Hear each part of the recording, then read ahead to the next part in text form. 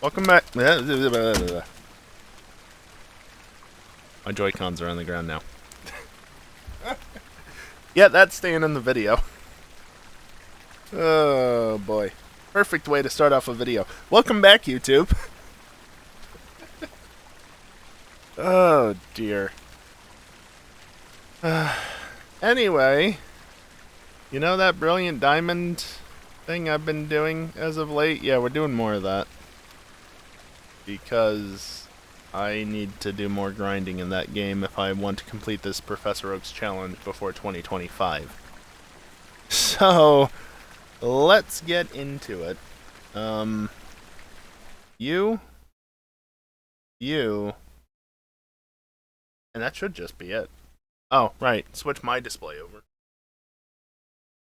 And of course, because it's not quite that simple, I need to recapture capture card, because the capture card was not working when OBS was launched.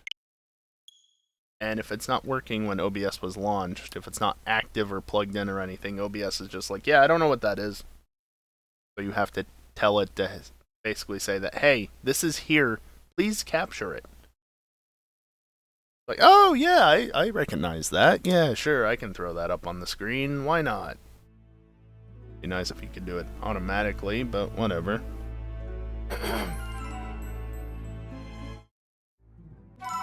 So yeah, if you've not been paying any attention, words are hard, to what I've been doing, this is a Professor Oak's challenge. And right now, please respect my inputs. We won't have to see that for basically any longer, but yeah, right now I'm basically just down here in Orberg Mines, leveling. Very slowly. Like, extremely slowly. I guess I should start off. What is a Professor Oak's challenge? It is a catch-em-all with more steps. That's how I like to describe it. You have to catch them all, but you have to catch and evolve everything you can before challenging the next gym. Now when I say that, I mean the gym leader, and some people will change that to be beat the gym leader. I personally am taking it as challenge the gym leader, so I won't, you know, take out one or two of the gym leader's Pokemon, or however many they have, -1, and then lose on purpose to get more experience that way, because that would be a little bit faster in some ways. Probably a lot bit faster because the Pokemon are, you know, higher level. But yeah, I'm stuck grinding on wild Pokemon. That sounds wrong out of context. And not Water Pulse here, that was dumb. I mean, it works. It's a misallocation of moves. Well, you can see I'm getting like a couple dozen experience at most. Very slow going. And I have to evolve a number of things. I've already got Zubat done, fortunately. Psyduck doesn't evolve until Golduck until level 33. Fortunately, you can see it just hopped, which means it's getting boosted experience.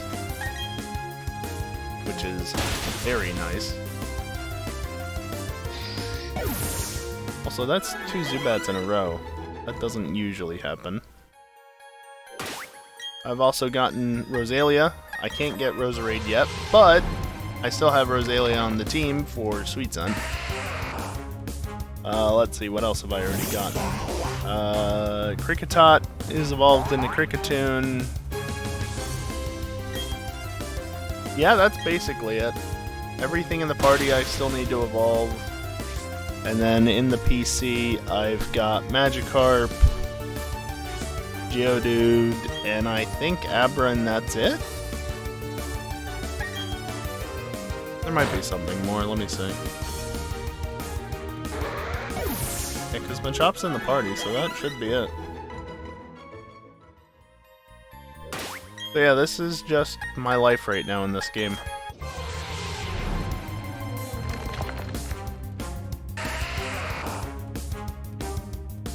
Once I evolve everything I need to evolve, though, I can go on to beat the gym and go on to the next section and just generally have a good time in that regard. Which is not a good time for the next section because Munchlax, but that's a different story. What the hell? I will say, you're wondering how long this might take. There's one user on Reddit who posted screenshots and such of them getting through this first section of the game. You can see I'm currently at just under 10.5 hours. It took them about 60 hours. Now that doesn't mean it's going to take me 60 hours. I don't know how they did the first section. I don't know how slow they went about it or how fast they went about it. It doesn't bode well, obviously, but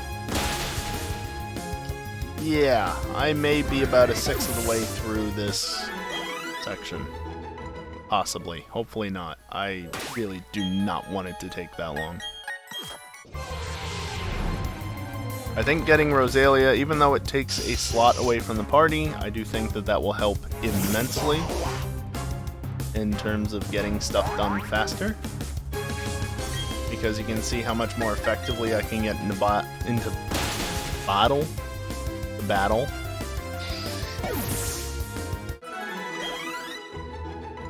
I've been speaking English most of my life, and by most I mean like I wasn't born speaking English, right? Like, in terms of what people normally say, I've been speaking English my whole life. I still ain't very good at it. I don't know, maybe influence of speaking other languages over the years has thrown me off a bit too much. Obviously taking Spanish growing up because it was forced upon us. Oh, you didn't hit yourself and knock yourself out. What a shame. I switched to German in high school, and I took a bit of German in college, and then also I went to Canada twice, specifically Montreal twice, so learned a little bit of French, not much, basically none, but yeah. That among other things as well. Probably doesn't help. Also, most of my conversations are with my displays. Well, I guess technically Discord is a thing, but yeah, for the last few years, you know. Most conversations have been either with my screens or with my microphone and headphones, because Discord chat. Or in-game chat in Among Us, well, better crew link. So, that probably doesn't help either. I do live with people, I do talk to them daily, but it doesn't mean that it helps necessarily. Damn it, Psyduck. You have one job. The confusion damage did more than Zubat's super effective move. That's just sad.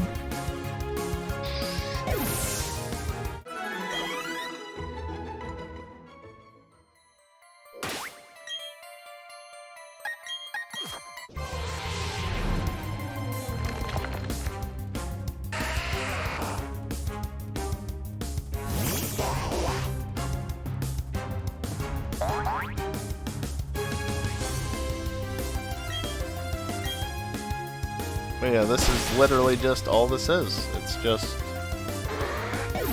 killing wild Pokemon. I'm sure as quickly as they're mining out the area, I'm filling it up even faster with fainted Pokemon. But it's not my problem. Honestly. We like seeing Onyx. Onyx gives out the most experience.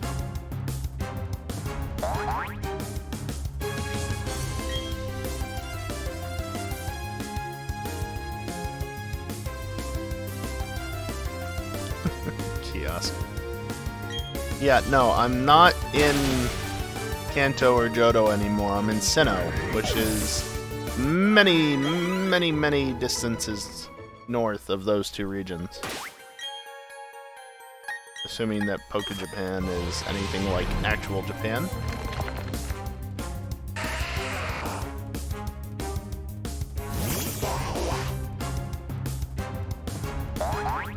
But yeah, no, I completed the rando kiosk.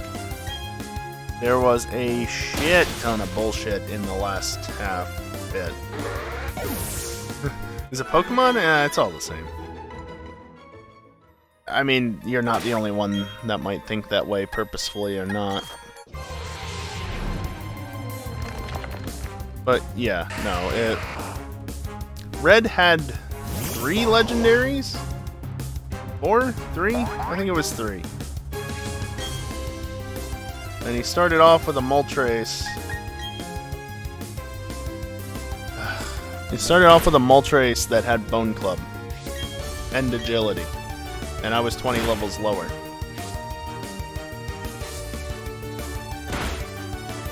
It was rough. Although finally, eventually, I got good RNG, and the damn thing also had Agility, and it used Agility 3 times in a row. That being said, I still fainted in that battle, but at least I ran it out of Bone Clubs. So it wasn't nearly as bad going forward. And I bought tons of X items because I had way more money in-game than I do in real life, and screw it, I don't need that money anymore. Also, Machamp was a bit of a jerk. And actually, Blue's team was a bit of a jerk as well. He had some Pokemon that were not very nice. Clefable was one of them, I believe. No, not Clefable. Wigglytuff. Hey, you knocked yourself out from confusion. Good job. But yeah, after I cheated to give myself Waterfall on one of my Pokemon, it opened everything up. Slowly but surely. And again, if anybody is not aware of why I cheated, was not following along with that bit of the run, it's because I was soft-locked. I had literally done everything as far as I can tell that I could do. I did not see a single path forward. All the items that I needed were either locked behind Waterfall or Cut, including the Waterfall and Cut HMs and their and Cut's badge. Can't make it up. What does Psyduck doing a bounce mean? It is a friendship bonus. So there are 2 different ways that you can see the friendship bonuses. One is the little wiggle from side to side, and that tells you that you've got the first stage of friendship bonuses. And the jumping up and down means you have the second stage of friendship bonuses. And the second stage is really good because you get bonus experience from that, about 20%. Which helps.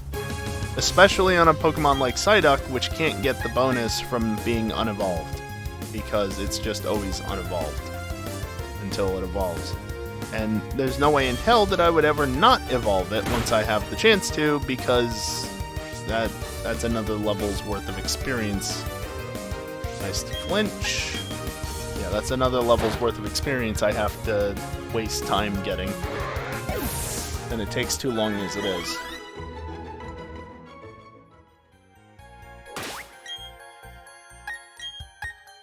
Nice, Shinx.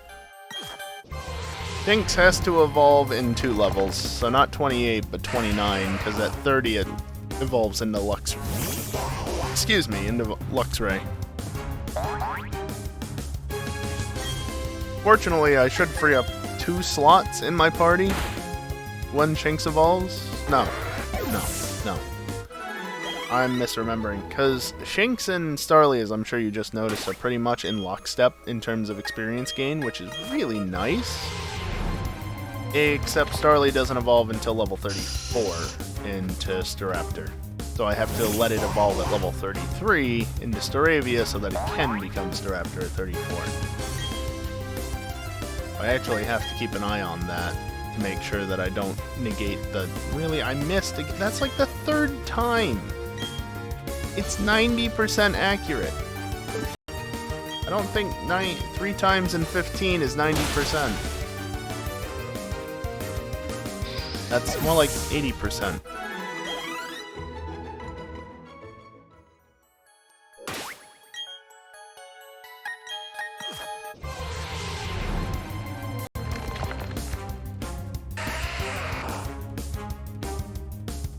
And of course, Psyduck doesn't evolve until 33.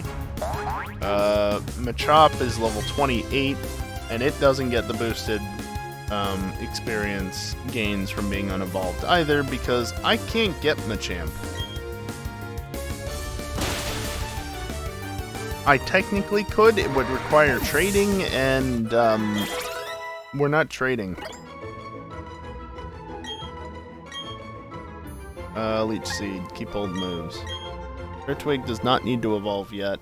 It doesn't need to evolve until 31 because it evolves to Torterra at 32. So still a couple more levels on that. And of course, I want to get all this done as soon as possible because ideally, Thursday at the latest, I'm moving on to... I don't remember the first time you found me or whatever. Thursday I want to be clearing out the Valley Windworks so that on Friday I can go back to the Valley Windworks and get the Drifloon that spawns there. Because that's the only way to get Drifloon. Unfortunately, you're seeing how long this is taking. I've got 10 hours in and I'm still very far away from actually doing it. So I think I'm going to be stuck on this for another couple of weeks probably.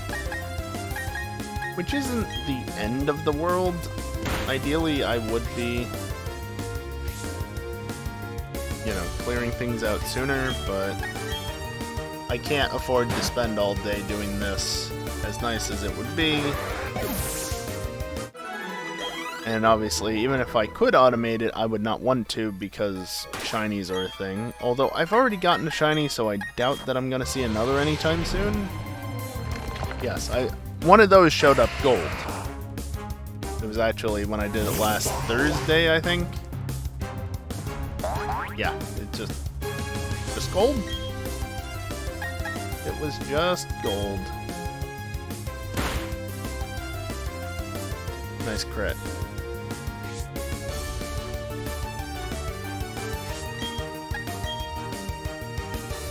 But yeah, it doesn't really matter if I don't make it by Friday, because as long as I make it by the following Friday, I'd be okay with it. Not to mention, I'm probably going to be waiting on Munchlax anyway in the next area, so it's not that big of a deal, probably. I've mentioned Munchlax a couple of times. I'm sure that people who are familiar with this game know why that's a thing, but in case you don't know, Munchlax, at least in the early game, is only available from honey trees. The way honey trees work, sure, I should have used Scratch, but whatever. The way honey trees work is that you slather them with honey, and then you wait 6 real-world hours, and then you can check the honey tree and see whether or not it even has an encounter. Because it's not guaranteed to give an encounter. If it does have an encounter, you can check what it is and see that it's not a Munchlax because it's only a 1% encounter on 4 specific trees. Those trees, fortunately enough, are tied to your trainer ID, and so you can actually figure them out with a calculator, which, by the way, exclamation point, yes, POC in chat. I have a guide that I found on Reddit and have slightly tweaked. I have a guide link in that command, and I also have a link to the original post where the original version of the guide can be found, as well as a number of other guides. That's right at the top of the document, and also I have a link to my online Pokédex tracking everything.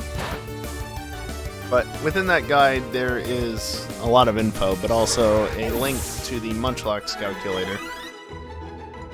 And I did the math, and by that I mean I took my trainer ID and plugged it into that calculator, and determined that 3 of the 4 trees are accessible to me once I get access to a tournament. Which isn't perfect, but good enough. So I have to slather those 3 trees with honey, wait 6 hours in real time, not in-game. Yeah, I mean, it's same difference, really. And then check and hope that one of those 3 trees gives me a Munchlax. Among other things. I need other things from the honey trees as well, but Munchlax is the problem Pokemon because it's only a 1% encounter in those specific trees.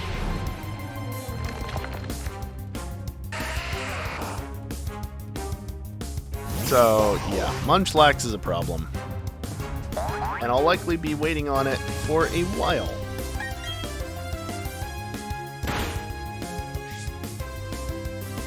Like, if I was really optimal about it, I guess I could check 4 times a day.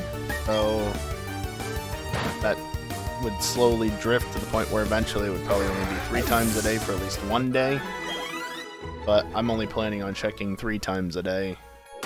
Because that's still 12 checks every day. Well, okay, that's still 9 checks for Munchlax, but at least 12 checks for the honey trees in general. Granted, I have to get enough honey to actually do that, and that could be problematic, but I can also hopefully get Combee, and Combee has the honey gatherer ability. I shouldn't have used Confusion again, just use Scratch. Scratch doesn't do much to rock types, turns out. The next 2 Zubat I need to use Scratch on, because it shouldn't matter.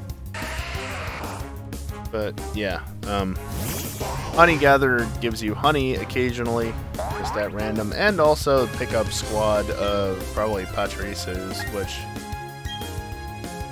can occasionally pick up items, including rare candies, potentially. Rarely. So, yeah, there's a lot that goes into Brilliant Diamond. I probably shouldn't have done this as my second Professor Oak's challenge. My first was Let's Go Eevee, which is one of the easiest Professor Oak's challenges to do. I probably should have done something a little bit easier as my second, but you know, this isn't the absolute hardest thing. I could have done Ultra Sun or Moon. Ultra Sun and Moon, and I believe Sun and Moon as well, but they have Pokepelago, where random Pokemon can show up, and those Pokemon count towards the Dex count. As soon as you have access to that, good luck. Now, I guess technically you could just make a rule for yourself that says that you ignore Pokepelago spawns. And that's fair enough. You know, people run different rule sets for Professor Oak's challenges.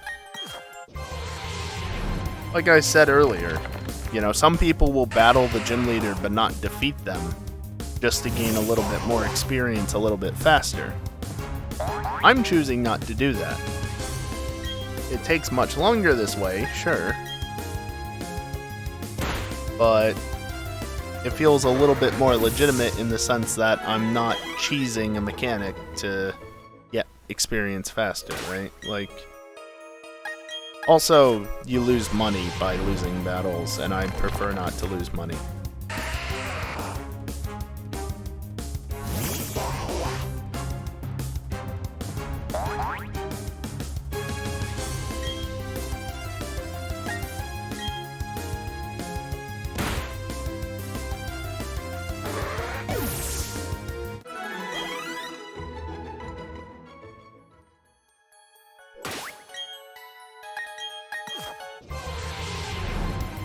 I do wish this was faster,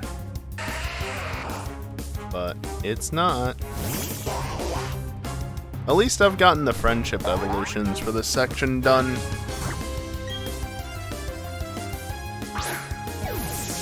I tried to back out of this. I did not want to catch this. Please? Damn it. Well, I still get the experience for it, I just wasted a Pokeball is all, see? Still get experience gain. I don't really care that it was sent to a box, because it's not level 10 based on that experience gain. if it ain't level 10, I don't care. Level 10 is the highest that you can encounter, highest level you can encounter a Geodude at in this section. And so you want to use that as your Pokemon to evolve into a Graveler, because the higher the level it starts at, the less experience you have to grind for, right?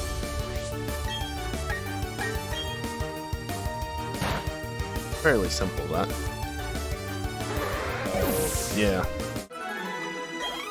Yeah, based on the experience gain, that other Geodude might have even been level 6, but probably level 7. Level 6s are pretty rare.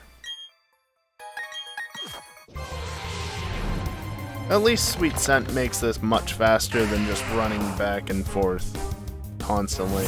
Granted, running back and forth is what actually got my Pokemon to be friendly with me in the first place. So there's that. But, yeah. They do still gain some friendliness from, like, leveling up and stuff. That was wasted by me. But it's not a ton.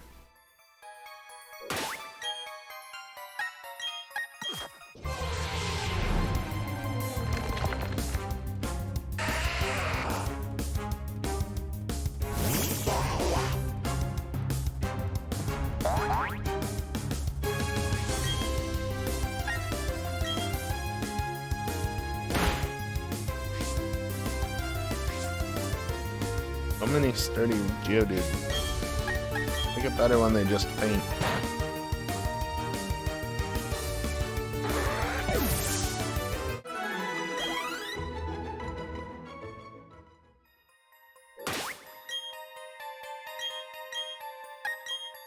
I love it when it doesn't register my inputs. God damn it.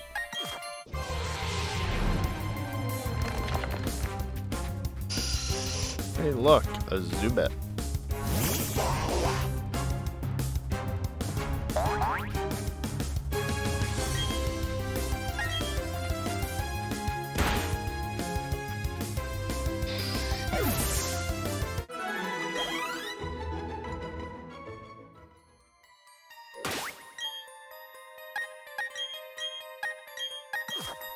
There we go.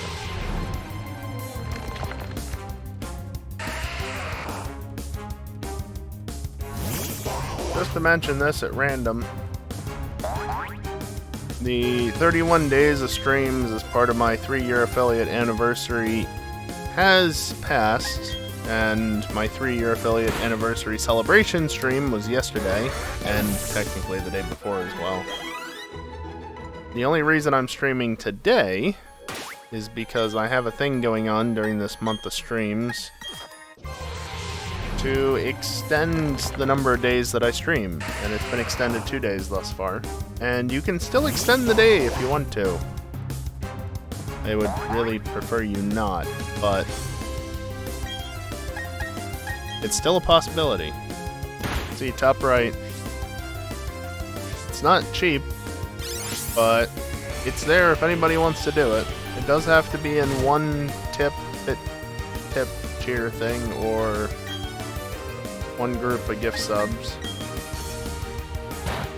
Just because I really don't want days being added. And that is no longer valid as of the end of what is currently tomorrow's stream. So if enough money is not given before the end of that stream, then I'm taking at least part of the rest of the week off. No streams Wednesday, Thursday. Friday night is questionable, though I might not be back until Saturday night. Which, as a side note, here, let me get that out of the way. If you want to keep looking at that, by the way, exclamation point goals in chat. Saturday should hopefully be starting 2 hours earlier. I don't think anybody's talked with EJ about it, because he forgot to mention it this past week. But yeah, it needs to start a couple hours earlier for it to complete a full playlist of GTA races, because F1. There is an F1 race at 1 AM Eastern. Normally we start at 11 PM Eastern and run until as late as, well, realistically as late as like 3:34, but somewhere between 2 to 3 typically if we start relatively early in high school. So hopefully we'll be starting GTA racing earlier. But again, I don't know if EJ is actually aware of that. So he and Pi both need to be made aware of that. Announcements need to be made and such. And yeah, because if we start at 11, well, I think most of us are going to be bailing before 1.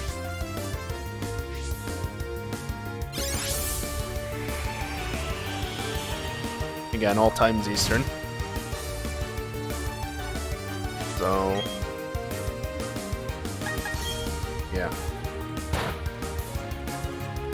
Oh, and of course, just to mention this again, we're $42 roughly off of the next goal, which is console streams. PS3, and by extension, PS1 streams. Without having to use, like, unofficial emulators. Because I'm pretty sure that the PS3 is effectively emulating PS1 games when you play them on it. I don't have a PS3 model that can play PS2 games, so that's why I need an analog capture card for that. Or, well, not an analog capture card per se, just an analog to digital converter, and I do not care to get a cheap one because, well, it's the same reason why playing PS1 games on PS3 isn't exactly ideal. And that's because they just don't really handle the conversion from analog to digital all that well. PS3 might be able to do it better than, like, the cheapo converters do it, but yeah. Nice crit.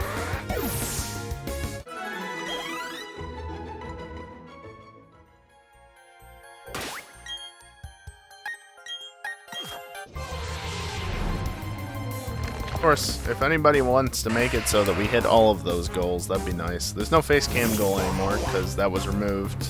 That was an exclusive. Well, originally, earlier in the month, it was supposed to be limited time, but only if we hit a certain amount by a certain day. Which we didn't. But I brought it back at way more for the anniversary stream. Damn it, I used confusion again. It's like 4 confusions now that I've wasted when Scratch would have sufficed. Oh well. Unfortunately, I don't think anybody with either enough money or anybody that wants to contribute that much money watches my stream, which is fair.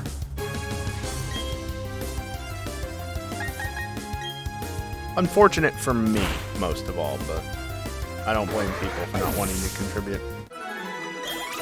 Everybody's got their own priorities and should absolutely, there we go, that's how I said it. Absolutely prioritize other things over me if they deem it necessary.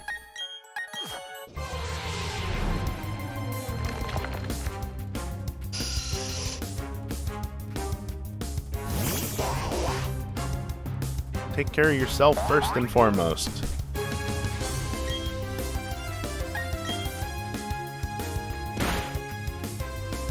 Fortunately, I can at least kill Zubat with Scratch. If I try and do that with the Geodudes, and especially Onix, it doesn't work that well.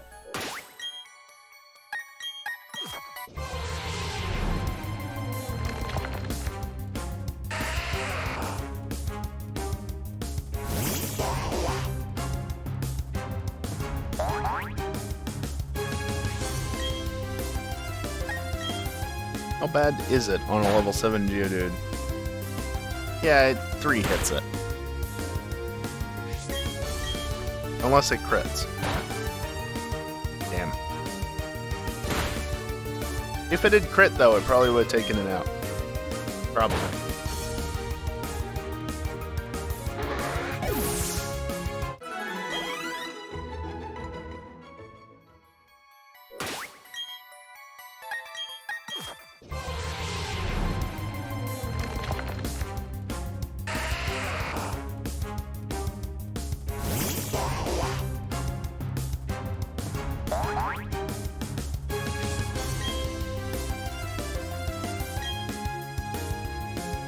Running out of moves.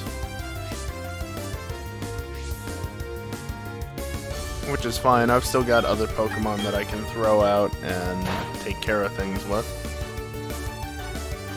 Including Machop. Machop is the lowest level of everything and still has 8 levels to go. Very, very slowly. I could do switch training, but I don't like doing switch training, really.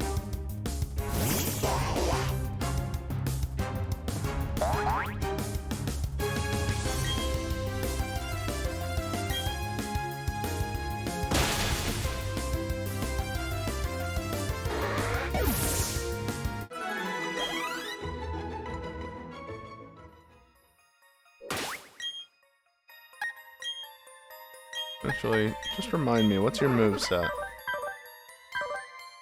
Right, you know Bite. Okay. Not you. Although... yeah, you don't have anything good against a Zubat.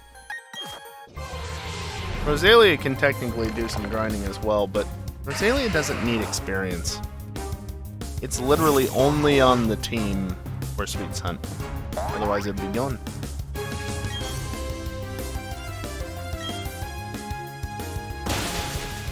Because I could have something else there. You know, I could have a Geodude, for instance, or a Magikarp. Geodude's actually probably the one that goes in the party next, simply because it evolves at level 25. Magikarp at 20, Abra at 16, Bidoof at 15. So they're not nearly as bad, those last two. Plus, Abra has boosted experience from being a trade Pokemon. So that's even less of an issue.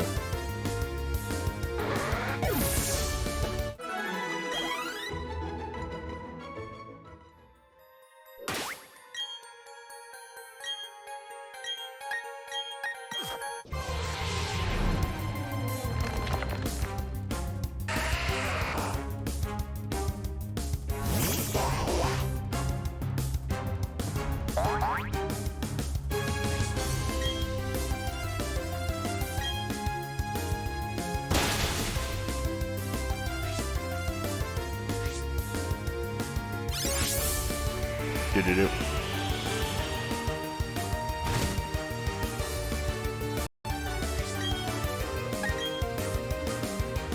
Only 9 scratch left, which could have been like 5 at most.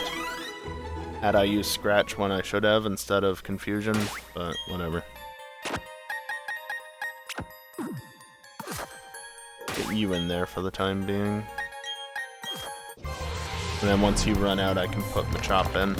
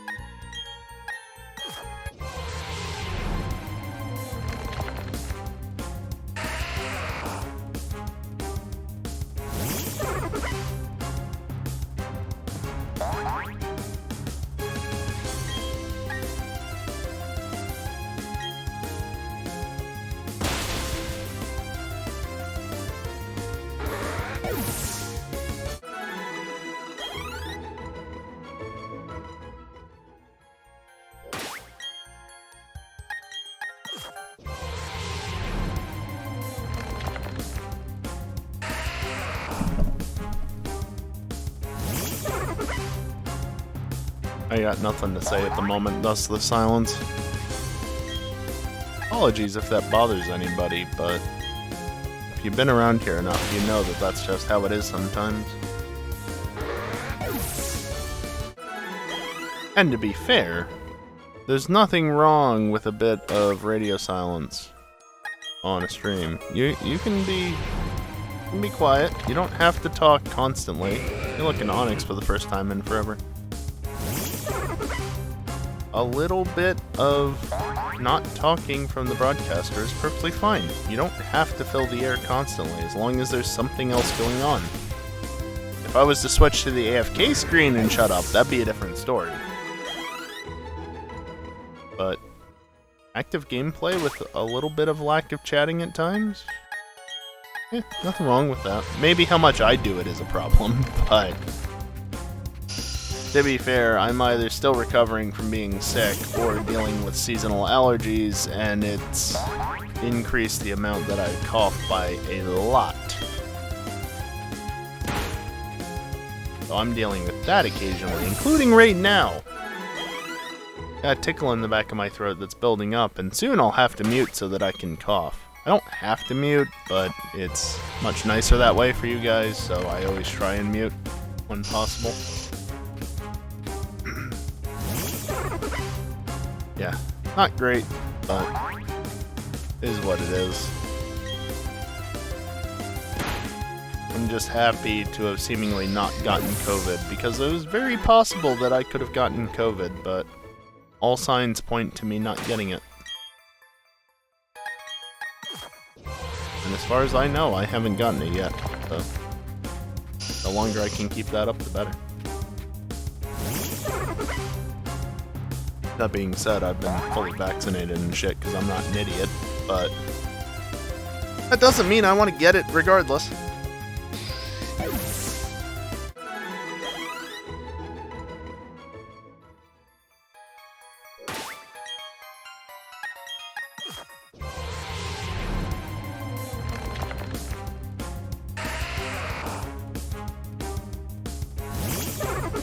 I'm gonna need new Joy-Cons by the end of this. And originally I said it would be because I'm just literally flicking the stick left and right constantly.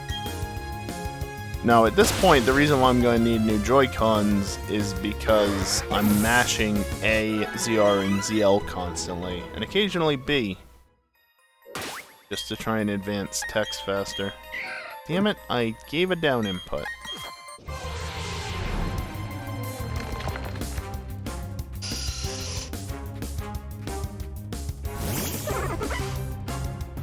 To be fair, if I really wanted to, I could also use my Xbox controller, and I could even get my old Xbox controller out so I don't wear out the new one faster than necessary. Because I have a program that I can actually mimic a controller for Switch, specifically making it look like a Pro controller. Hey, hi IVs.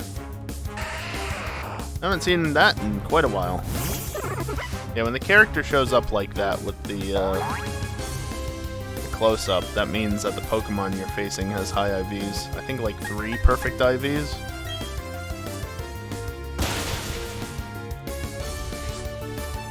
We of course don't care about that, so I'm just going to kill it anyway.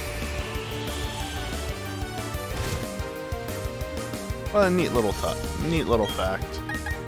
If you go and find the clip of me getting the shiny in this game on my original save, the shiny Centret, you'll actually see that because that was a Pokeradar chain of 40, the encounter started with that close-up shot, because Centret had, I think, 4 perfect IVs?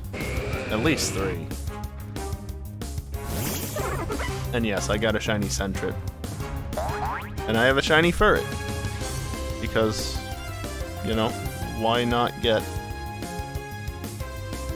a shiny Ferret?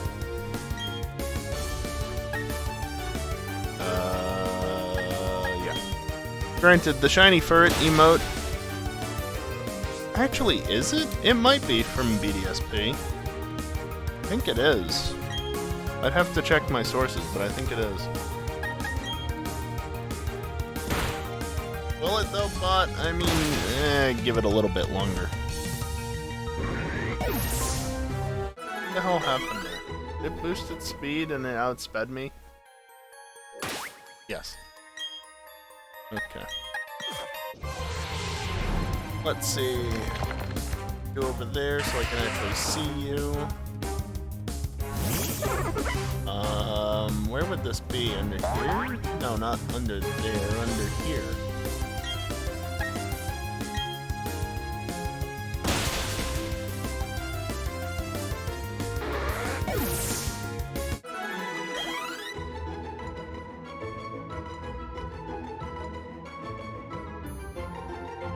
I don't know, based on that resolution, I'm pretty sure that is... I'm pretty sure that's from, Gen 7. But, I don't know, it might not be, because where else would I have a shiny Furret? Not in Gen 7. So it probably is from BDSP. There's still not a ton of pixels, so it's hard to tell.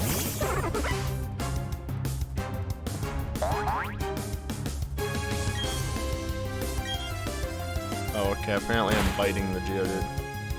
It's fine, it's just somewhat wasteful.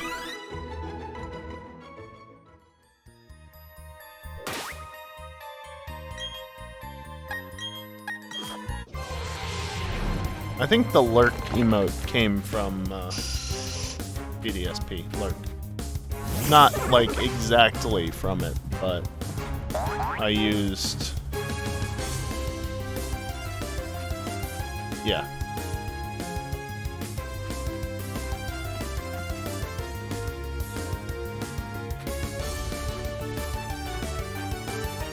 Yep. The shot that I used to base the emote off of was from BDSP.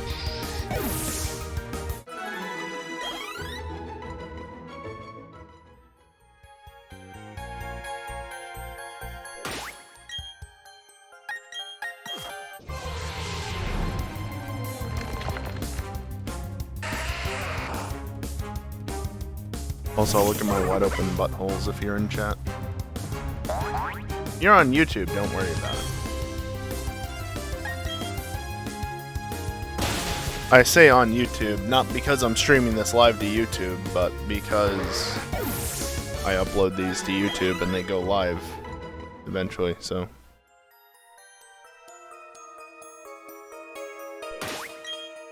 Thus, it eventually ends up on YouTube. And while I doubt that people will be watching most of my VODs on YouTube, especially these, where I'm literally just grinding Pokemon up slowly, you never know.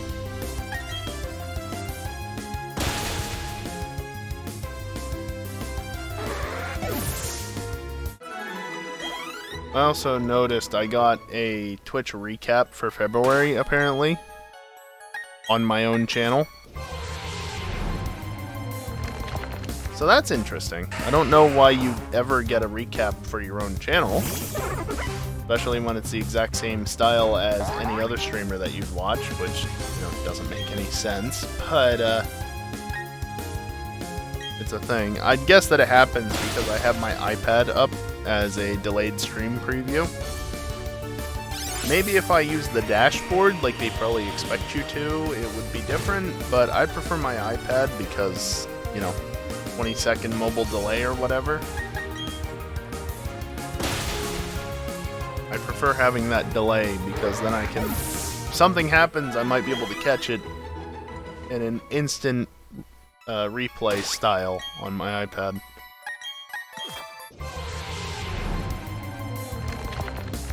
Oh, look, Onyx. But because I'm watching it on my iPad, it's through the normal player. I don't know. You can watch your own stream back on the dashboard, so there's no issue with watching your own stream. And I think the dashboard counts as a view as well. If you think that, oh, well, what about the iPad counting as a view? Yeah, I'm like 99% sure dashboard counts as a view as well, so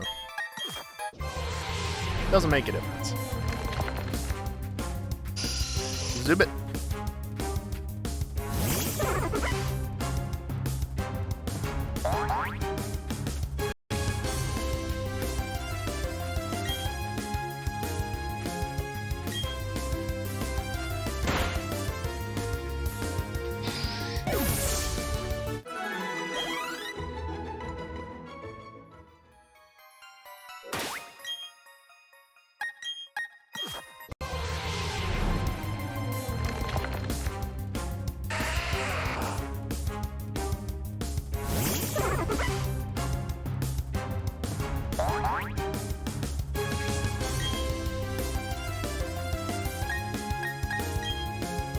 Alright, I think let's wrap up this battle, and then I'll take my break because I did say no to the bot's message like 8 minutes ago.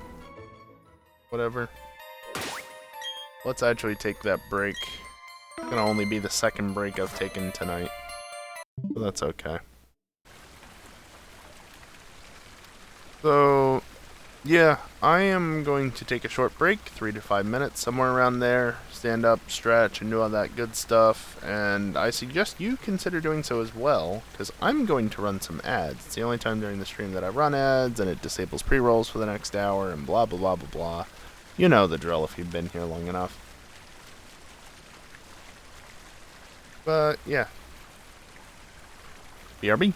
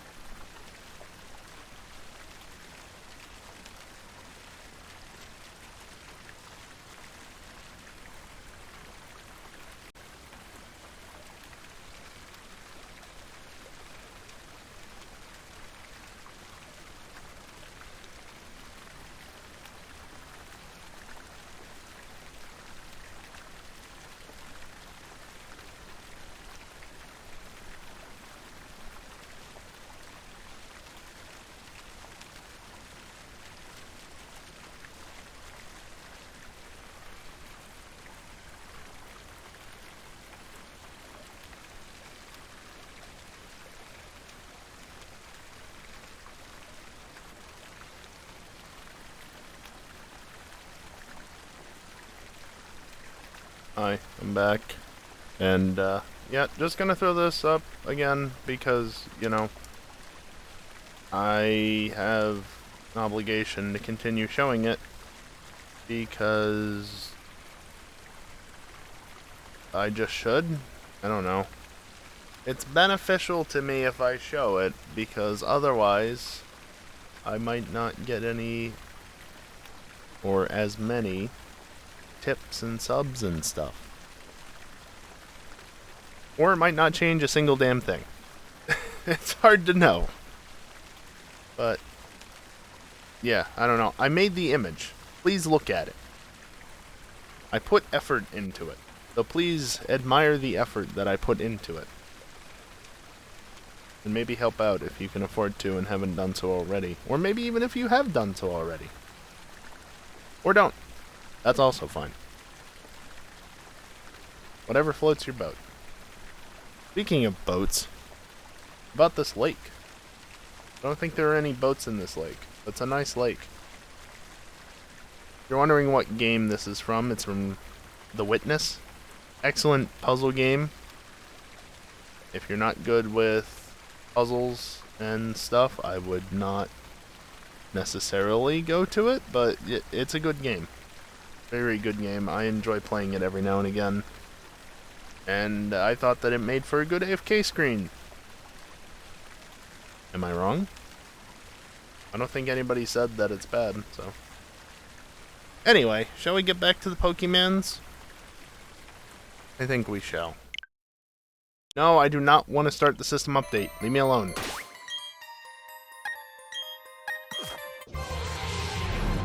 So, yeah. In case you're just coming in or whatever, I'm doing a Professor Oak's challenge of Brilliant Diamond, and I hate my life right now. Why did I decide to do this? I don't know. 95% accuracy bites again. I don't necessarily, well, I mean, never mind. Yeah.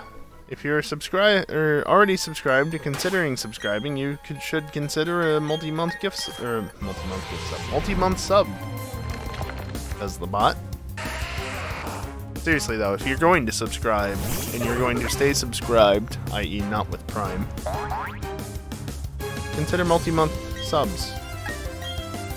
Not only do you have to worry about them less, but it gets you a discount. But I get the same amount as if you subscribed per month. So, it's a win for both of us.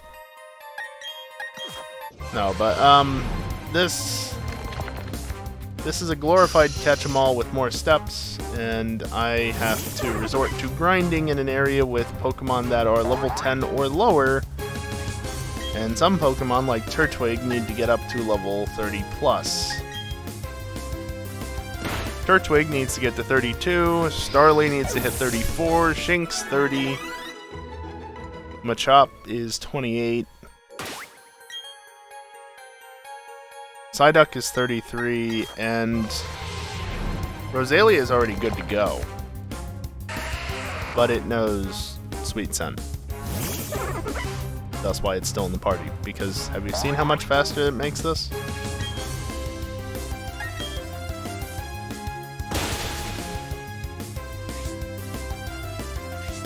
The first little bit of doing this playthrough after I started actually getting to the grinding, it was literally just back and forth and back and forth and back and forth. Hope to get an encounter, which sometimes could take a really long time.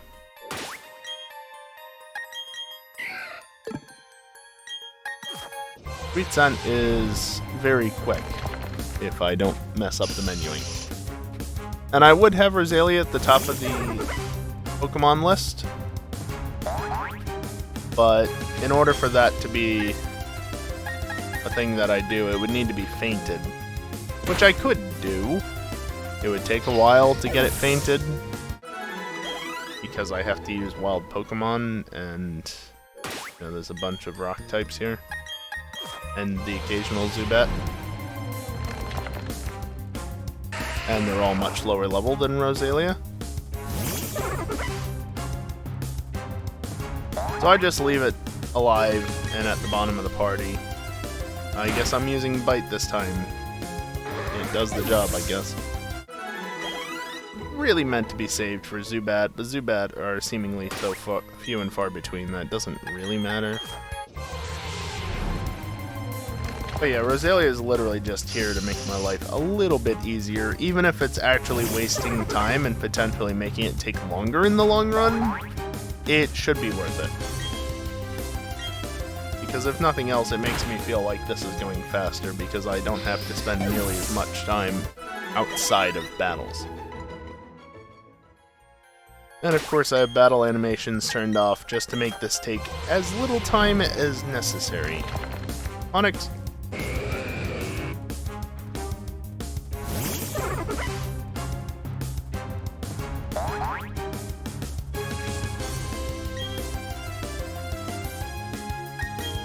Thinking in the long run, I might attempt more Professor Oak's challenges on different games. I've already done a Gen 1 game, so I don't think I'd want to do like proper Gen 1 or Gen 1 regular remakes.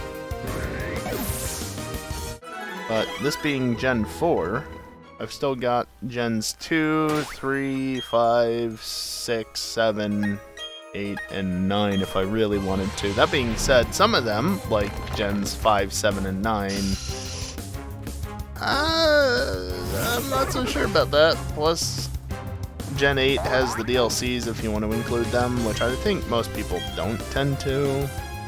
But, yeah. Depends on how much suffering I feel like dealing with. That being said, I'd rather suffer in this than in a Nuzlocke.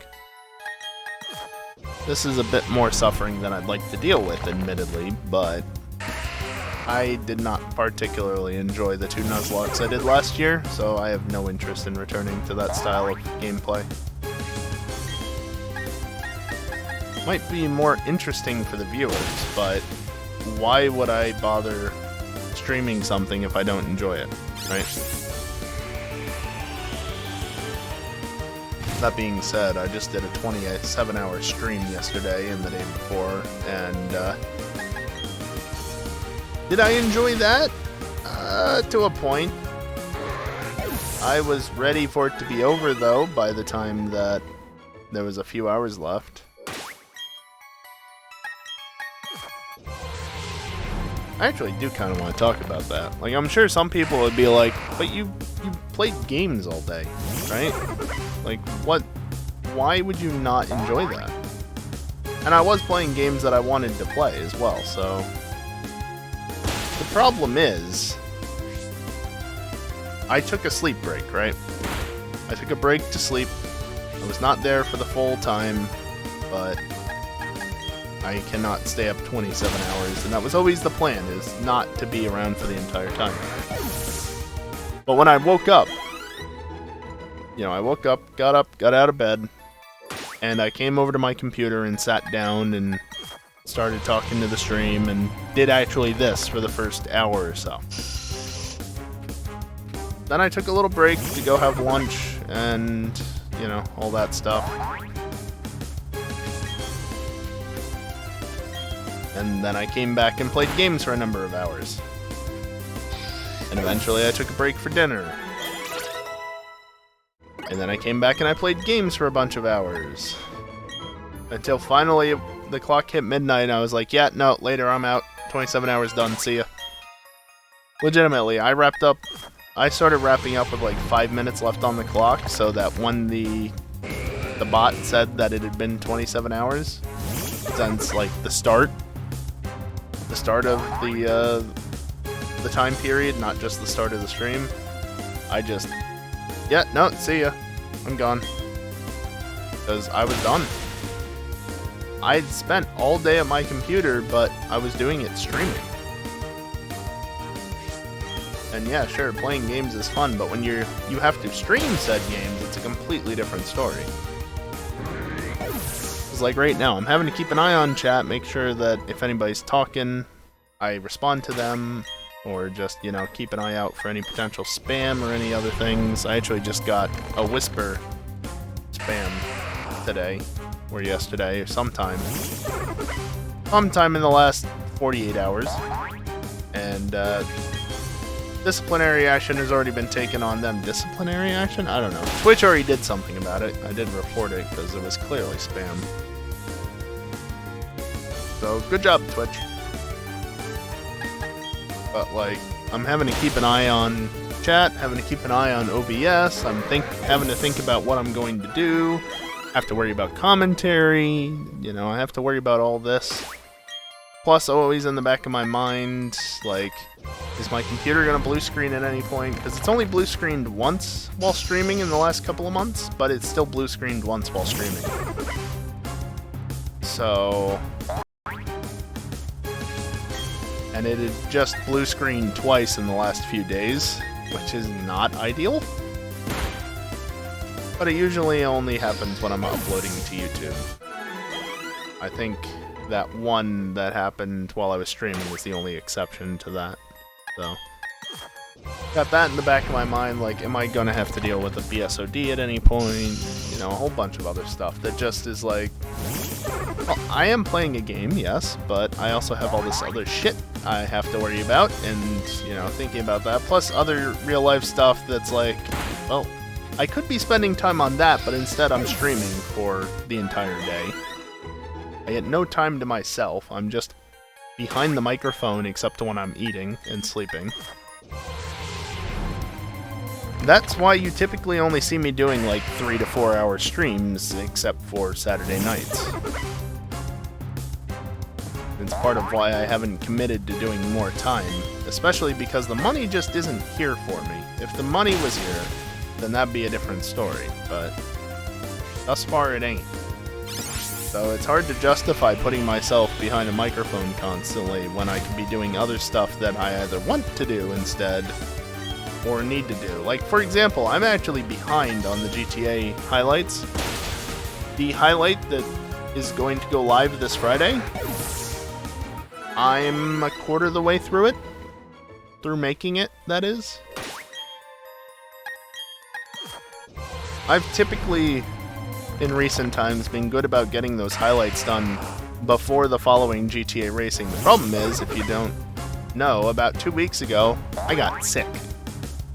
And that knocked me out of commission to an extent. I still streamed, but not much. And I was also very quiet during it. But yeah, because of that, I ended up losing a bunch of time. I haven't been working on various video projects that I should have been working on, and it put me a week behind schedule basically on the GTA highlights, which is not ideal, and I haven't caught up partially because I was getting ready for this 27-hour stream and then doing it.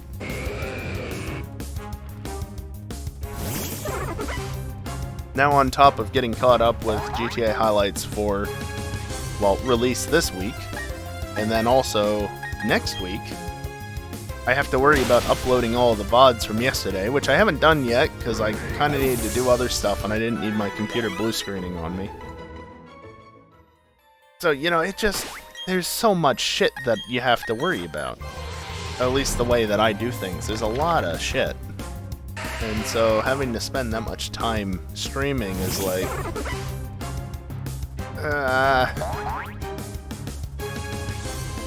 And then, of course, I just have other things that I want to do as well.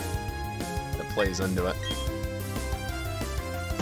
You know, like, I do watch other people on YouTube and Twitch, and I like to watch their videos and streams, but streaming doesn't really allow for me to do that. At least not effectively. Sometimes, but usually I avoid doing that, so... If I'm streaming, I can't do that, and then I fall behind on them, and I'm already behind on some things, and I don't need it compounding. So, yeah, playing games all day is great!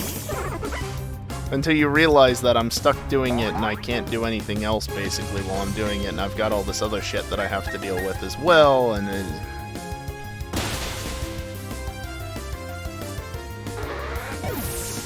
not to mention, streaming is just mentally tiring. Partially because you have to worry about all of that stuff. Like, for example, making sure that you're not muted all.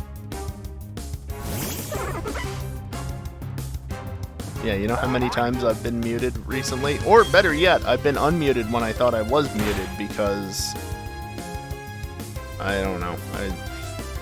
Apologies for coughing on the mic a number of times when I wasn't wanting to, but it's what happened. I try my best to make sure the mic is muted. Oh, and that was another thing, actually. In the midst of this month of streams, though we're in day 32 of this month of streams, apparently, in the midst of it, my Stream Deck just stopped working properly.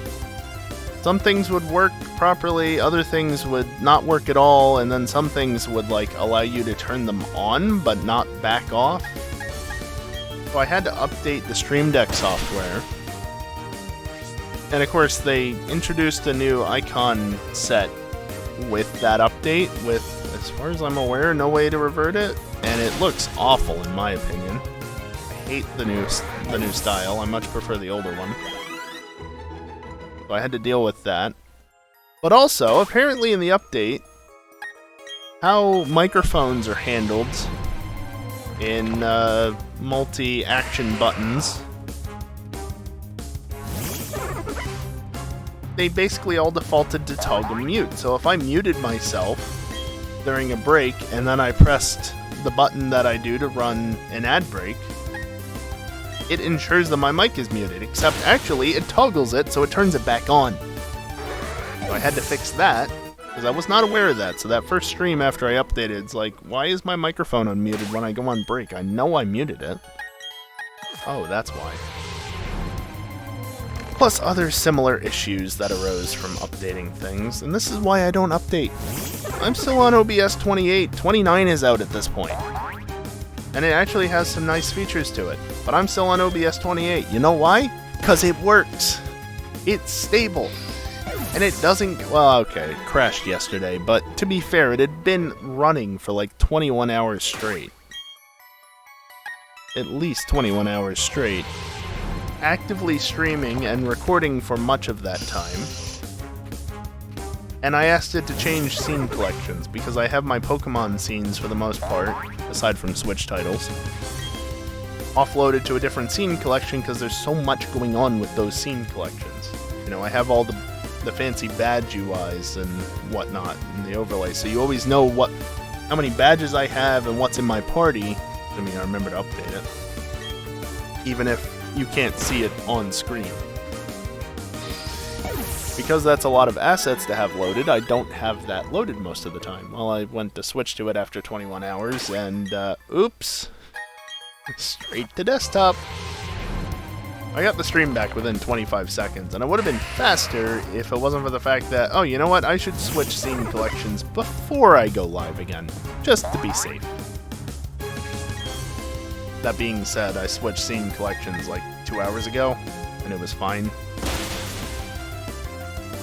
Of course it's fine. Why wouldn't it be fine? Stream was only going for like not even 2 hours at that point. Only because OBS had been open for a better part of a day that it was unhappy about that.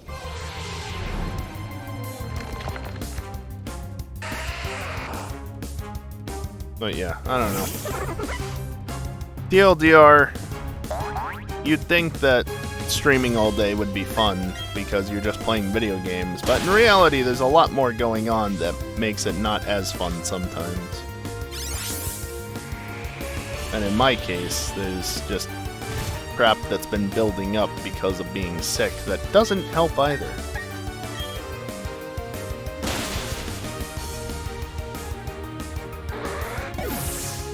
There's a lot of stuff that you don't really think about if you don't stream.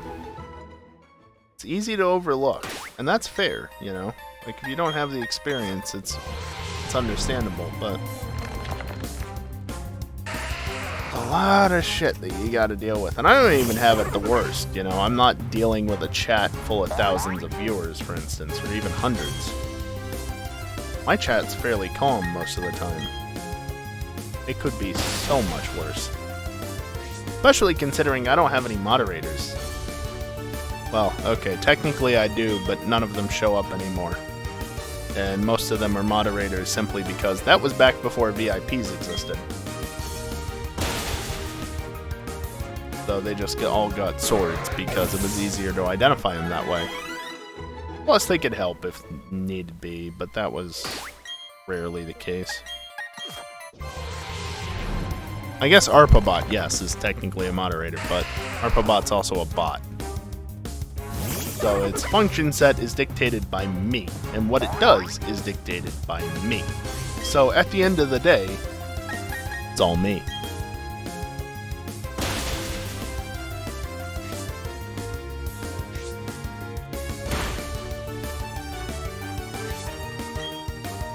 I really gotta be careful about leveling all this stuff up, because I really do not want to overshoot on any of the evolutions. So as soon as something evolves, I have to be aware of it. Like Shinx and Starly are going to be fine the next level up. Turtwig's going to be fine the next level up. But after those level ups, Turtwig and Shinx I need to keep an eye on, because once Shinx hits 29 and Turtwig hits 31, I need to let them evolve. I guess just to restate why, you get an experience boost if you have a Pokemon that is beyond the level at which it's supposed to evolve, but it's not evolved. It's the unevolved experience bonus, basically. So, I am preventing Turtwig and Starly and Shinx from evolving, because it'll allow them to gain a little bit more experience, and when you only get like a dozen experience per encounter, every little extra bit helps big time, because it stacks up quickly. You know, if I'm getting like 12 base, but I'm getting, say, an extra... Well, okay, if I'm getting 10 from an encounter, right? And I get 20% from the unevolved bonus. I don't know if it's 20% or not, but it probably is. And I'm getting 20% from the friendship bonus, which all Pokemon in my party except for Machop are getting right now. That's what that little bounce from Turtwig is at the very beginning of the battle. Then that's an extra 4 experience right there. Right there. That little hop. Or double hop. So, you know, I'm immediately earning 40% more experience per Pokemon defeated. And you can see, like, 24 for Turtwig because it's the main Pokemon battling, but then Shinx, Machop, Starly are all 14, Psyduck and Rosalia, because they don't... Well, actually, I don't know why Machop has 14. Probably because it's lower level, duh. Psyduck and Rosalia don't have the or don't have the unevolved bonus, so they're only 12. But they have the friendship bonus.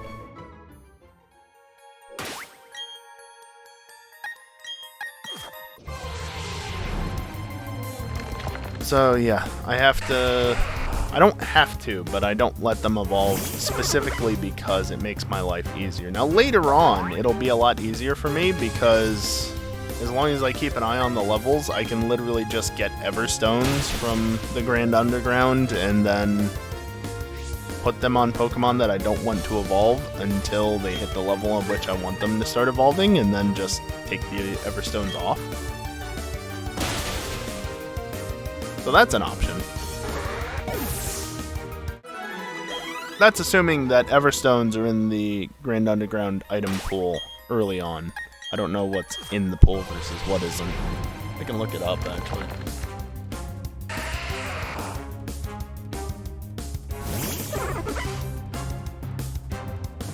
Yeah, I put a 4 in there. Shut up. Just, you know what I want. I know you know what I want because you actively gave me the right recommendation.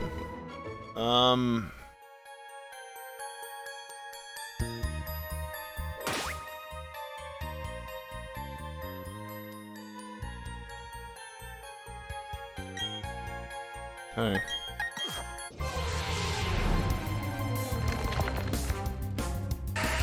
Yes, that is the digging game. Where can I see more information about the digging game? Like the item... The item pool. Digging minigame. Yeah, it's not a clickable link. Why?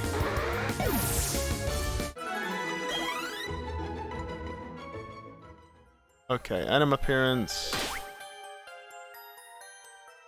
Some items, such as mysterious shards and fossils of Pokémon not native to Sinnoh, can only be found after obtaining the national dex. Those items marked anywhere? No. So, you don't say what is locked behind that and what isn't. Other than what is explicitly stated at the top. Cool! Really handy.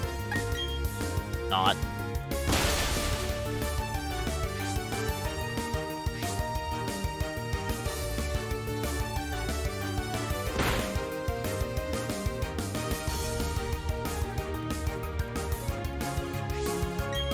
Wait, Squirtle learns Aqua, or gets Aqua Forest Sphere? Yeah, that's it.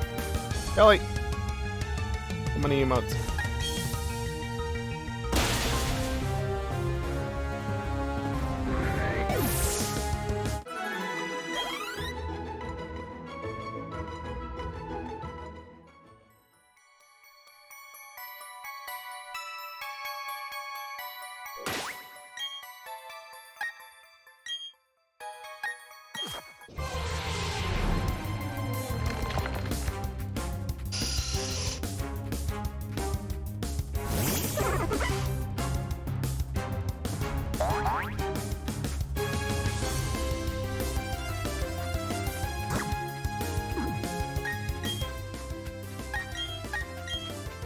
What am I doing? Oh, are you done now? Thank you very much, Kelly, for the resubscription at Tier 2, no less. 37 months. The only person who has been subscribed from the very beginning and maintained that subscription, even upgrading it along the way. Very much appreciated. Hey, you know, thanks to that subscription, that means that we're now only $37-ish away from the next goal. Yes, I'm going to continue to point that out. Look, see? See? The amount in the bottom right. It says, 713. So yes, just under $37 because there's also cents there until the $750 mark. Also another 23 subs for the next sub goal. But yeah, we got until the end of the month to hit them at the very least. So yeah, as far as I can tell, but yeah, thank you very much, Kelly. Appreciate it. Thank you for once again pushing the button. I guess Everstone would be available. I should reference Cerebi since Bulbapedia is being not very helpful.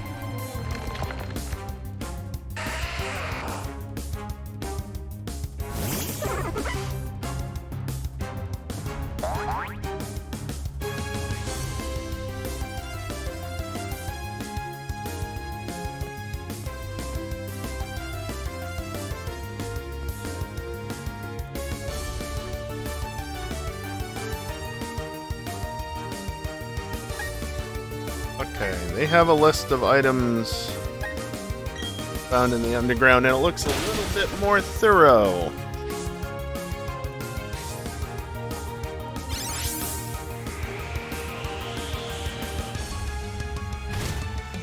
Everstone, beginning very rare, endgame rare, and that's not a good sign. Maybe I won't be getting a bunch of Everstones.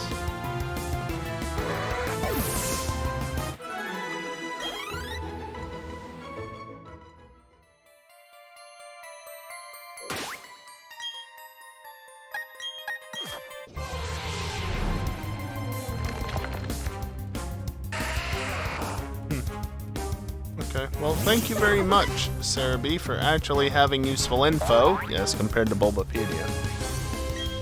I typically reference Bulbapedia just because I find its interface to be a little bit easier to navigate most of the time.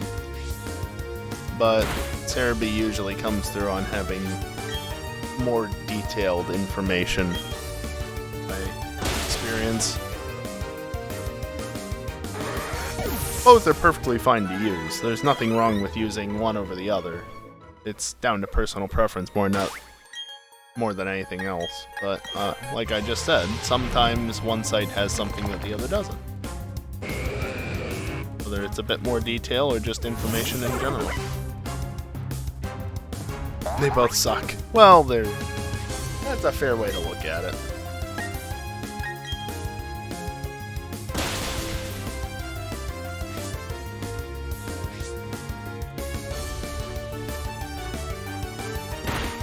Unfortunately, because the Pokemon Company doesn't care to make all that level of detail available to us readily, there's not really that many other options. Not to that extent, at least. Okay, Turtwig just hit 30. It evolves at 32. It has one extra evolution, so if I evolve it at 31, then it can evolve again at 32. So since it's only level 30, I can continue to mash B and not worry about it. Again, I have to be very careful with that because I do not want to spend any longer than necessary evolving things.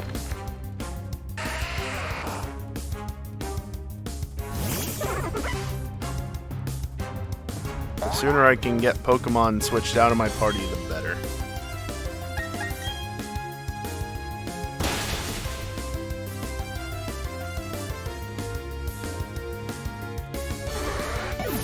I wonder if I can get to the end of the stream without having to go up and heal. It depends. Machop still has moves to use. I think everything else is kind of like, eh. Challenge kind of sucks. Yeah, well...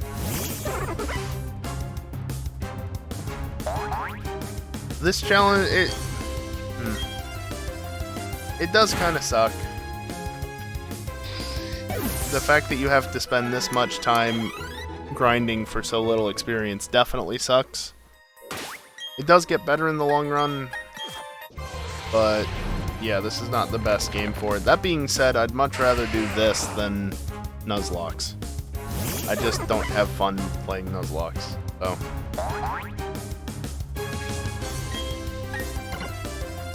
Not to say that this is fun, but I'd still rather complete the Pokédex in a stupid way than do a Nuzlocke or another type of challenge run similar to it. Yeah, give me one experience.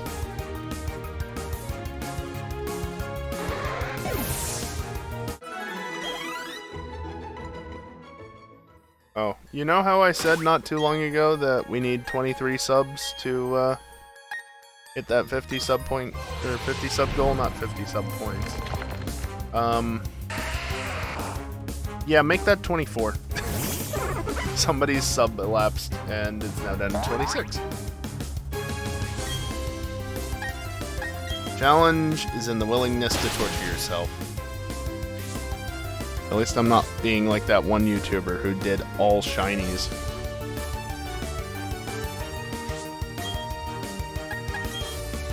That's just silly.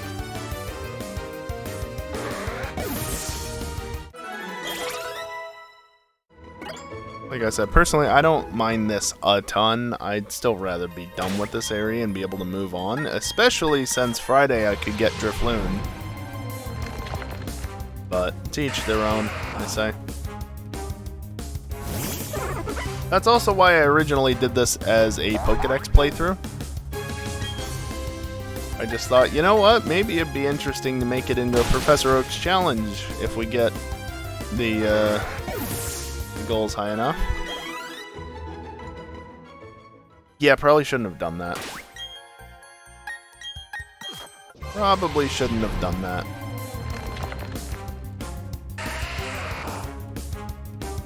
But part of me also wants to do Professor Oak's challenges for at least one game of every generation. Eventually. So, gotta do Gen 4 eventually. And Diamond, Pearl, Platinum, Brilliant Diamond, Shining Pearl, they all kind of suck. After all of them have Munchlax. In some ways, actually, this game is both better and worse than the originals because of the Grand Underground. Because of everything that's available through it.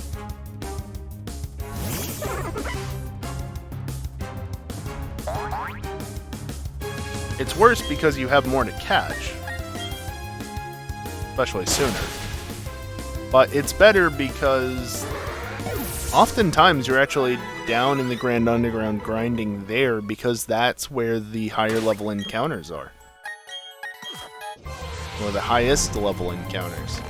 Like, starting with the next section, I'm going to be down in the Grand Underground grinding, because you can get up to level 20 Pokemon in there, which is better than outside of the Grand Underground.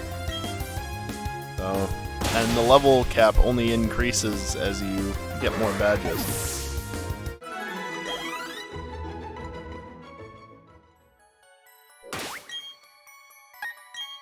I don't know. Like I said, to each their own. Not everybody will like this.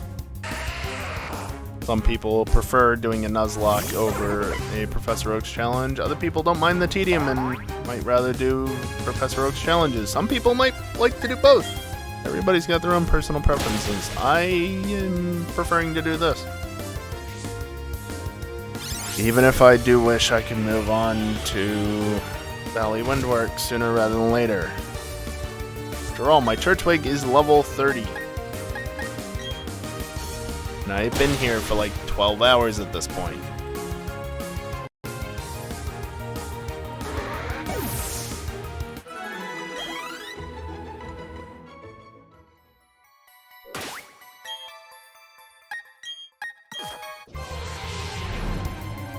Professor Oak's challenge Nuzlocke. Thanks, I hate it.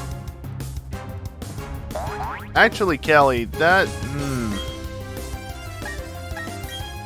I guess you'd have to do it where it's the first Pokemon you catch on each route are the only ones that you can actively battle with, but you can still catch other things to fill out your Pokedex.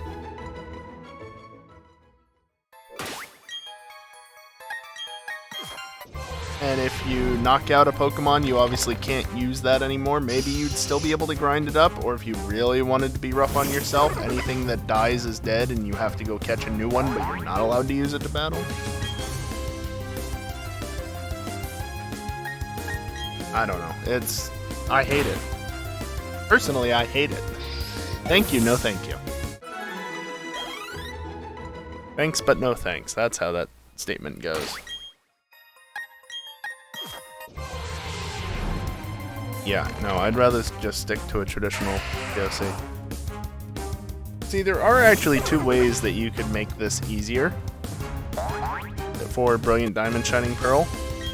One is to exclude non-Sinnoh-Dex Pokemon. So, you know, just whatever's in the Sinnoh-Dex, that's all you have to worry about.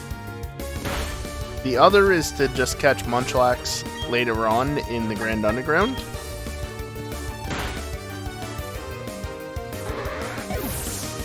Obviously, I've chosen to go for neither of those. So, I'm here.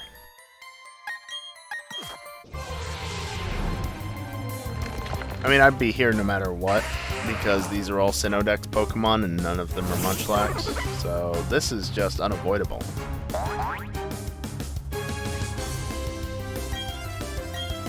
Please don't have... dirty. Okay. Struggle it to death. Yeah.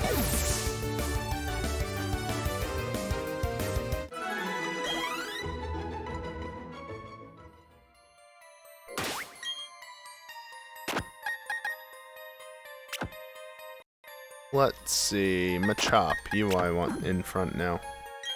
Also, go back to Roselia and Sweet Sun. I think Machop has something for Zubat.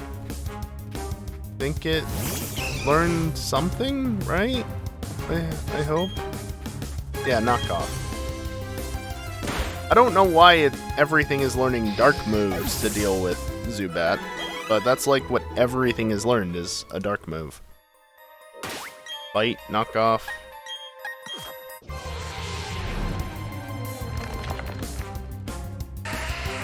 Well, I guess Psyduck has psychic moves, but I mean, duh. Psychic actually works better.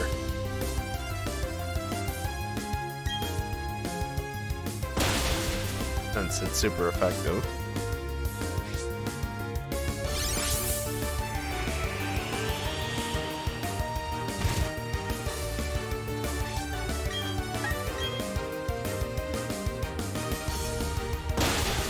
Fortunately, Revenge still hits even if the other Pokemon doesn't hit you. Otherwise, that'd be annoying. Also, Shink's just about to level up. As is hopefully Starly.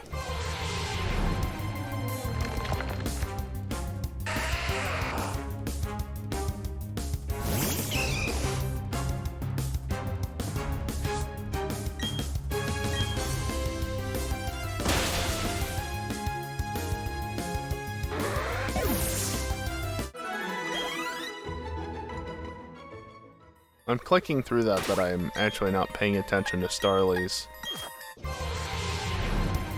experience gain and whatnot. It should be more or less the same as Shink's, because they've been generally in lockstep in terms of experience gain, which is nice. I have to worry about them at the same time for the moment. Although Shink's evolves 4 levels earlier than Starly does. I have to worry about that.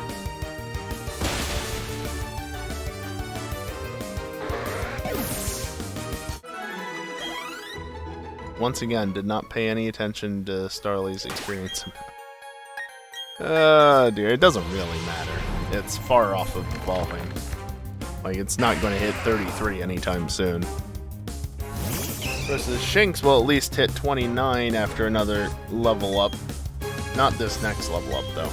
One more after the next. About to hit 28. Okay. Next encounter, they level up. Both of them.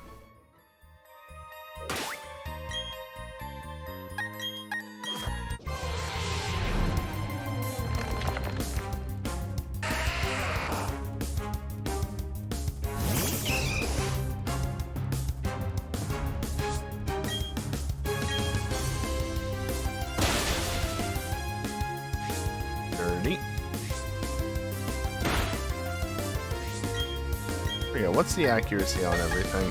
100! Yay! Like it when everything's 100% accurate. I.e. no chance to miss.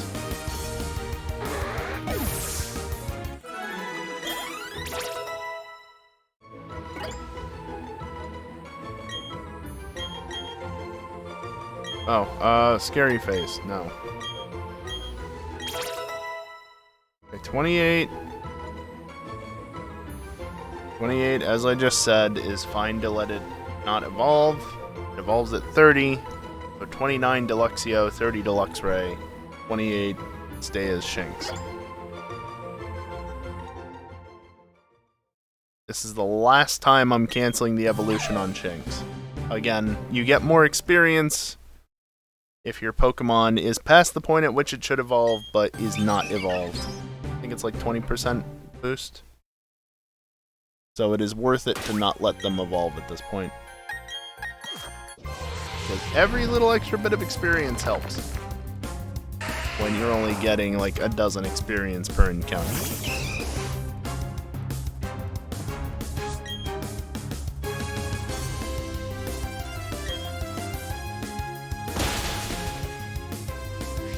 Of course.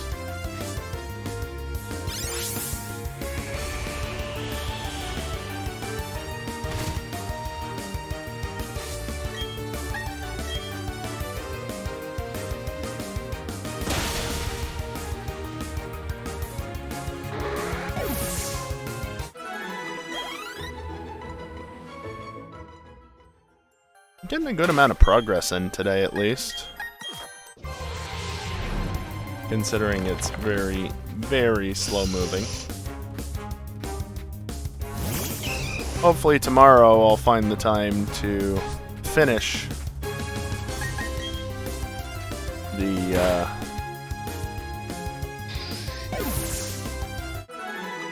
Shinx evolutions, at least. Get Starly, Turtwig, and Psyduck that little bit closer to evolving. Maybe even Turtwig might get an evolution off. I don't know.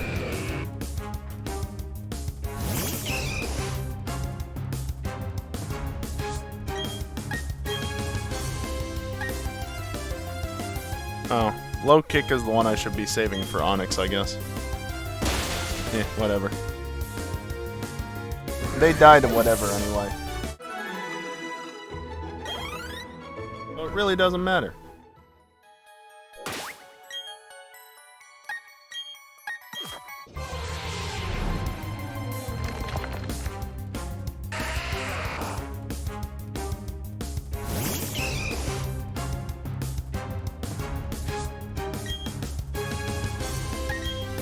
I'll start using low sweep instead.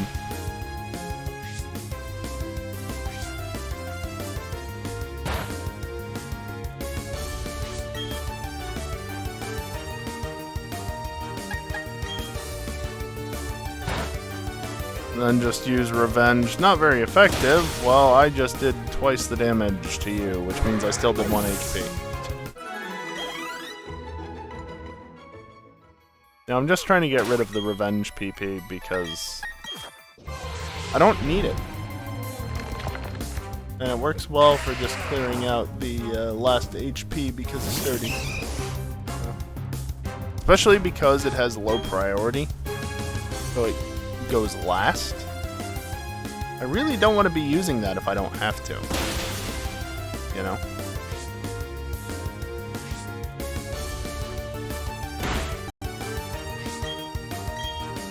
Oh, whoops.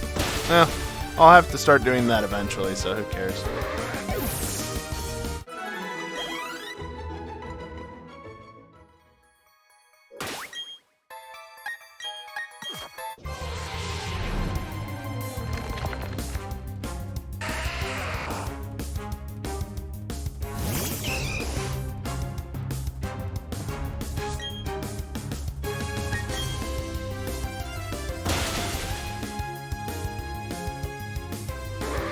It's nice when they don't have sturdy. I remember what the ability is called.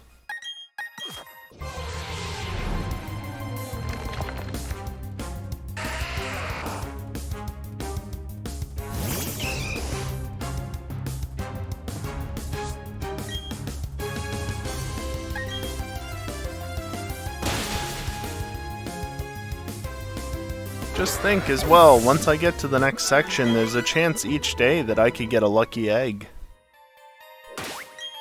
It's a very low chance because I think it requires matching 3 numbers on the lottery corner. Lotto ID system thing. But there's a chance. Fuck, I gotta remain hopeful, you know? Gotta remain hopeful with how much shit that I have to put up with. Well, I guess there is one benefit to doing this, and that's that I have a new Pokemon to add to my living dex in home. Just a nice bonus.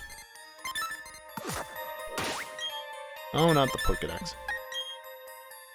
Also nice double input on the B. Nice to see that they didn't fix double inputs everywhere.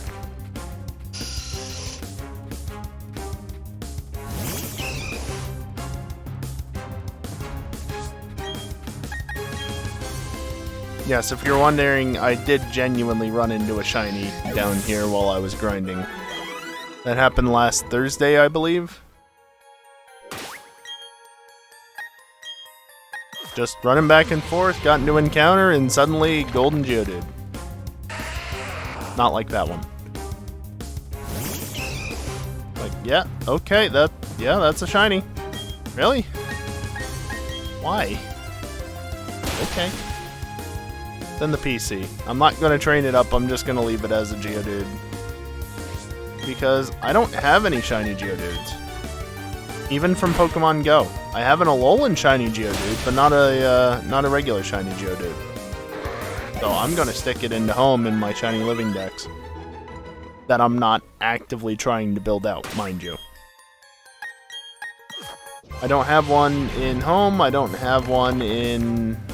I don't have one from Let's Go, I don't have one from other games, including Legends, so... yeah. If I find another one... my revenge. If I find another one, then I'll, I guess I'll evolve it into Graveler at some point. Maybe even Golem.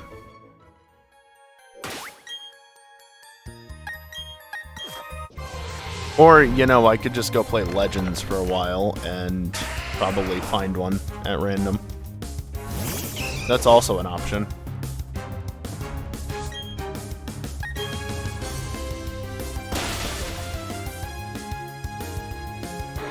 I should play more Legends.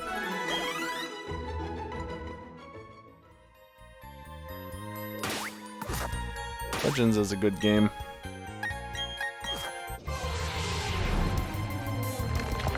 I could do a Professor Oak's challenge of Legends since I've already streamed one playthrough of it.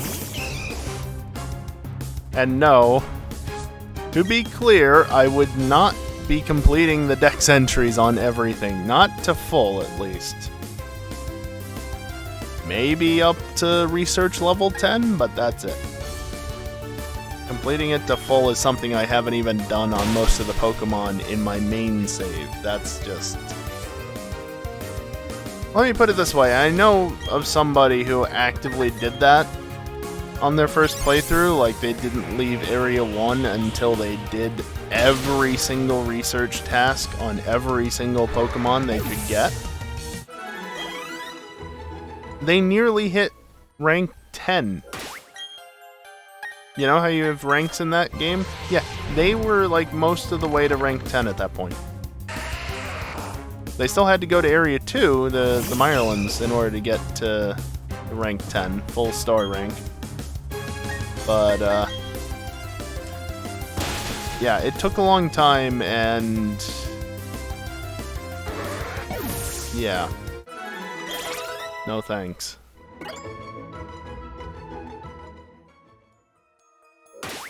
Also, the bot said that break will start a couple minutes ago. Yeah, that's not happening yet. We're near to the end of the stream, but it's not quite time for a break. Just the breaks have been kind of oddly timed tonight because of... well, I had to take a short break effectively in the middle of the full item rando earlier because I was soft locked and I wanted to finish the damn thing even if the game wasn't going to let me do it by itself. And, I refused to take a break after an hour as a result, so I effectively didn't take a break for 2 hours, and then I took another break slightly later, about an hour after that first break, but slightly later than an hour because I wanted to get it closer to the top of the hour. Yeah. By the way, screw that full item rando seed, that was horrible. As far as I can tell, and I have a pretty decent knowledge of Vanilla Crystal, as far as I can tell, there was legitimately no other option than to teach Waterfall to one of my Pokemon. And when I say that, I mean, like, teach them outside of the game. You know, cheat. Because it was... Waterfall was locked behind either Cut or Waterfall. What the hell am I supposed to do with that?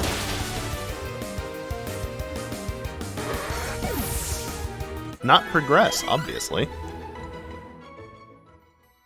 That's also why I export log files with all those randomizers and stuff, if they offer the option, because if shit goes south, you at least have something to reference back and see like, oh, that's why I can't progress, because everything's locked behind itself.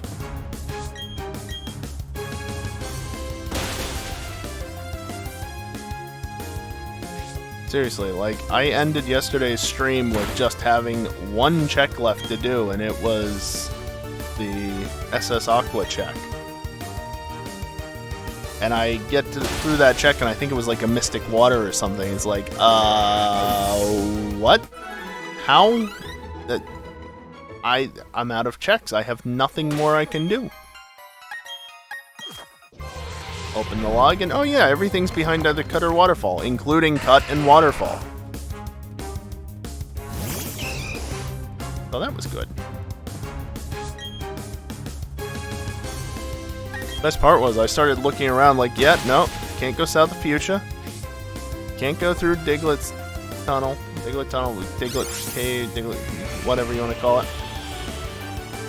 Can't get to the Pokemon League or even Victory Road because I don't have Waterfall. There's no way of getting into Dragon's Den because I don't have Waterfall. Or Whirlpool. Whirlpool was locked behind Waterfall and or Cut, right? Because of course it was. I just had no way to progress, and then things like Tin Tower and Whirl Islands and stuff like that weren't in logic in the first place. Which is good, because it means that I didn't have to go there, but also that nothing was put there of importance, so it didn't matter ultimately. It's just like, yeah. I opened the log and, oh yeah, waterfall, that's behind somewhere that needs waterfall. Cut, same thing. I never even got Whirlpool. I think that was behind the cut tree that gets you to the guy that gives you Roar TM by default. I think that's where Whirlpool was, if I remember correctly. There was something of importance there, and I ignored it because obviously it wasn't actually important enough for me to need it. But what if I didn't get Waterfall or Whirlpool? I didn't need it. I got Waterfall, which allowed me to get to Victory Road, which allowed me to get to Western Kanto, which allowed me to get the rest of the badges, which allowed me to take on Red, basically. I guess spoiler alert if you didn't see it, but it was a lot of mindfuckery, including some things that, like, if you were unfamiliar with how the full item randos work in the first place, you just would not know. Because, like, I tried to go to Western Kanto the normal way, right? I woke up Snorlax, went through the cave, and popped out near Pewter, and it's like, cut tree to the side, cut tree to the south. I'm stuck here. What do I do now? You still can't go south of Fuchsia. It's like, genuinely, how do you get to Western Kanto? Once you unlock the ability to travel to Western Kanto, even if you don't have access to Cut, like I didn't, you still, because I didn't have the badge for it, I had the HM by that point, I believe. You still have access to Western Kanto because they unlock the guy blocking you from going to the right in the badge check area. Badge check gate. You know, there's two guys to the side, one block to you going left to Mount Silver, and the other goes right to Western Kanto. That guy on the right disappears. As soon as you are able to wake up the Snorlax, he disappears, because you might not have Cut yet, so you might have to go into Western Kanto from that side. The logic is pretty solid on the randomizer, except when it's not. I mean, to be fair, there's a lot of shit. Excuse me, there's a lot of shit that has to be taken into consideration, so is it really surprising that it slipped up and, you know, didn't do a perfect randomization and actually caused a soft block situation? No. Of course it would fucking happen to me. But, you know, shit happens. Oh well.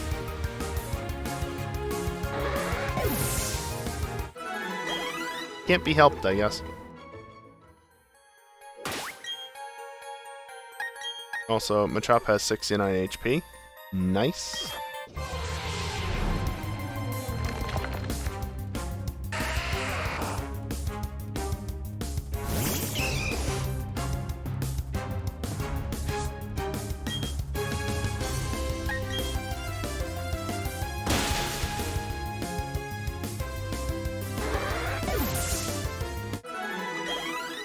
Okay, nothing's really close to leveling up anytime soon. Alright, final encounter of the night, because it's 5 of midnight, and I'm gonna wrap up the stream.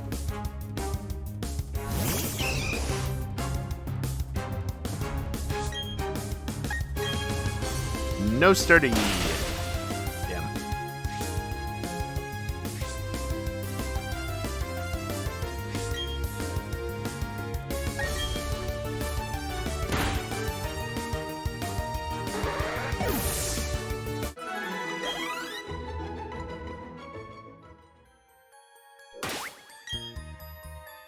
"12 hours, 3 minutes thus far.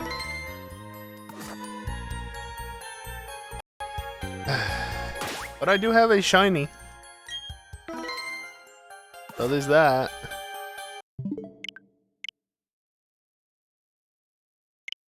Oh boy. And scene.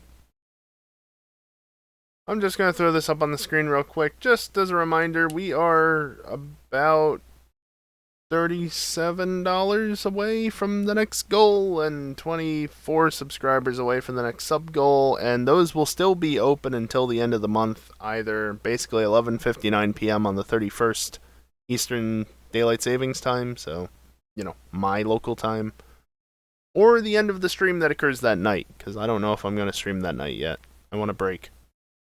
Also, the whole thing about adding extra days to the streak is still valid until the end of what is currently tomorrow's stream. Because at the moment, there's only one more day left in the streak of streams that is more than a month now. But that's still valid until the end of that stream. The goals themselves will still be valid till the end of the month, but not that adding days to the streak thing. So I should probably stream on the 31st. But depends on how I'm feeling and other things. So yeah, just to point that out again. As for the next stream, of course it didn't work right. I set the... Oh, you're probably being dumb. Yeah, you were being dumb. That's why. I don't know why you're being dumb now, because you shouldn't have been being dumb on that one. But anyway... Next stream is going to start at 1:30 p.m. Eastern.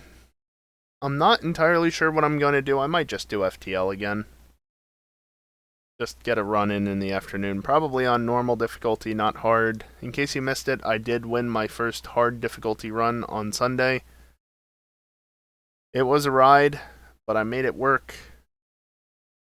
And got my first hard victory in FTL.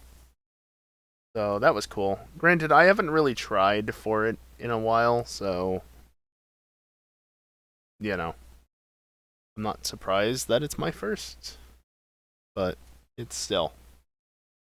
I got it done finally. So, yeah. Regardless of if it's FTL or not, it's going to be tomorrow afternoon. I shouldn't have any interruptions. And then the next stream after that would actually be, at the earliest, on Friday.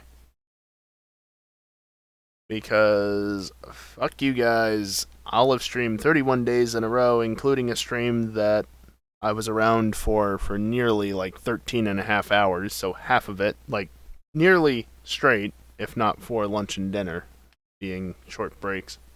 Relatively short breaks. Yeah, I'm taking a couple of days off. That's why I'm up in the air about Friday. Do I want to take off until Saturday? Or do I want to actually do Friday? Also, just to make mention of this, hopefully GTA Racing on Saturday will start a couple hours earlier. Hopefully. The Australian Grand Prix is this weekend, and it starts at 1 a.m. Eastern, so GTA Racing would go straight into the middle. Well, straight in the middle of the racing, F1 would start, which is not ideal. And we do want to get a full playlist done because April 1st, so hopefully it starts early. Hopefully.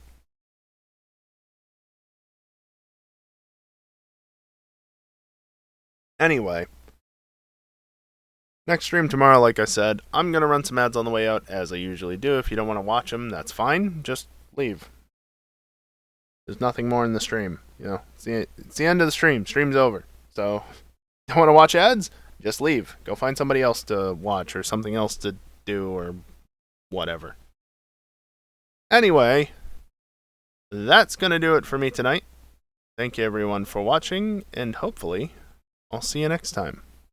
Later.